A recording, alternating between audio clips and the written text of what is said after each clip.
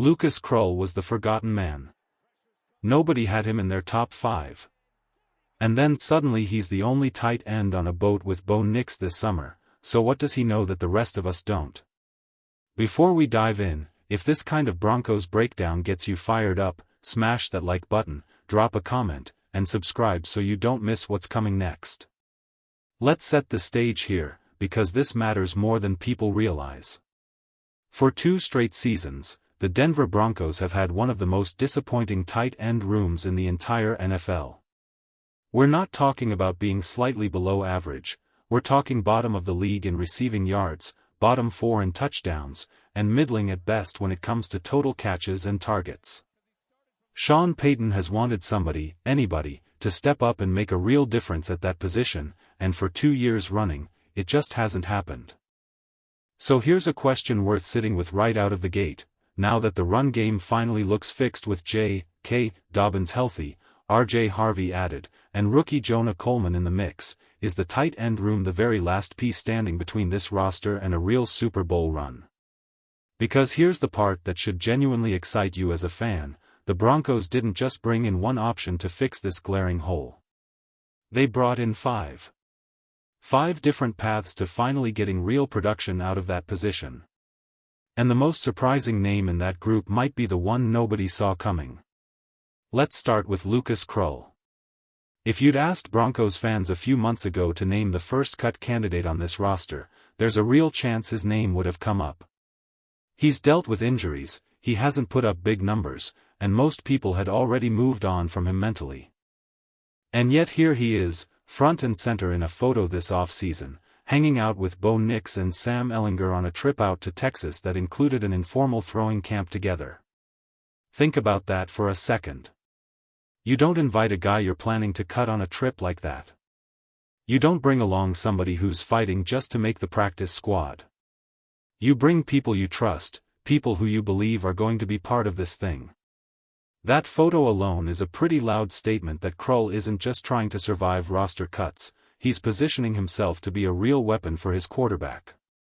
And it doesn't stop there. Tight End University just wrapped up for the off-season. That's the annual gathering where the very best tight ends in football come together to train side by side and learn from absolute legends of the position, guys like Rob Gronkowski, George Kittle, and Travis Kelce. Now guess which Denver tight end showed up? Not Evan Engram. Not either of the rookies. Lucas Krull, for the 2nd year running. Invitations to something like that don't happen by accident. It tells you the best players at that position respect what he's building, and it tells you Sean Payton is comfortable with him representing this franchise on that stage. Speaking of Payton, go back and listen to what he actually said about Krull last training camp. He didn't have to say any of it. A head coach only has so much credibility with the media, and you don't waste that capital hyping a player who doesn't matter. Payton has obvious reasons to talk up someone like Bo Nix, or a player he personally drafted, that's just justifying his own picks. But Krull was an undrafted nobody that nobody expected anything from. Payton had zero incentive to talk him up unless he genuinely believed it. And yet Payton came out and said that people scanning the roster and seeing the number 85 wouldn't have a clue who that was, but by this time next year, everybody would know exactly who he is. That's not a throwaway line. That's a coach putting his own credibility on the table for a player he believes in. Now here's something worth thinking about: was the tight end production problem last season really about a lack of talent, or was it more about the way the offense was being run? Look at the advanced numbers. Bo Nix's completion percentage and total targets toward the middle of the field were noticeably lower than his work attacking the outside. He was absolutely lethal going to either sideline, but the middle of the field barely got touched. So maybe the issue all along wasn't a lack of a capable tight end, maybe it was that Denver simply wasn't attacking that part of the field enough, and Krull, who's a genuinely sharp route runner, is about to be the guy who finally forces that adjustment. Krull isn't the only forgotten name suddenly getting buzz again. Caleb Lohner is doing the exact same thing. A 7th-round pick from a year ago that most fans, and honestly most national media, had completely written off. Payton didn't need to single him out either. there was zero pressure on him to defend a late-round flyer from a prior draft class. But he did it anyway, calling Lohner out publicly as one of the most improved, most impressive players in this off-season's practices. He's a 6'7" athlete who came over from a basketball background, still developing as a route runner and blocker, but clearly trending in a direction that has his own head coach genuinely fired up. Then there's Evan Engram. The expectation here is that his existing chemistry with offensive coordinator Davis Webb, the two of them came up together with the Giants, could finally unlock his best season as a Bronco.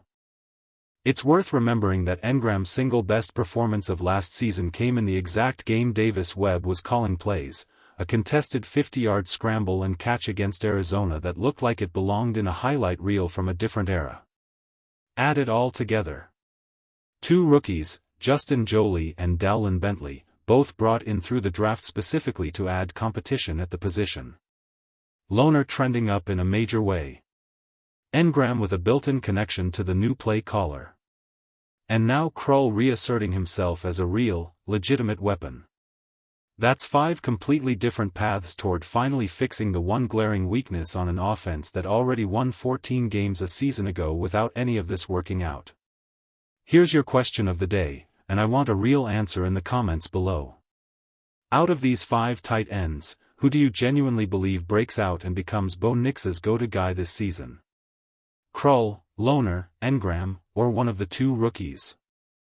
Now, shifting gears for a second, because there's relevant news from around the league that could matter here too. The Detroit Lions just released cornerback Terrion Arnold. Even after a court case appeared to be trending in his favor, he's no longer required to wear an ankle monitor and is fully cleared to travel outside the state. Detroit moved on from him anyway. That matters for Denver because the Broncos are dealing with a similar situation involving linebacker Jonathan Cooper, whose legal situation is still working its way through the process.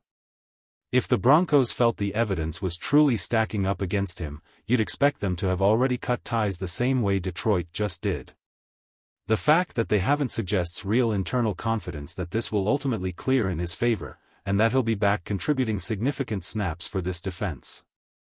So between a backfield that's finally healthy, a tight end room with 5 legitimate paths to relevance, and a defense potentially getting a key piece back, this is shaping up to be one of the most complete rosters Denver has assembled in years.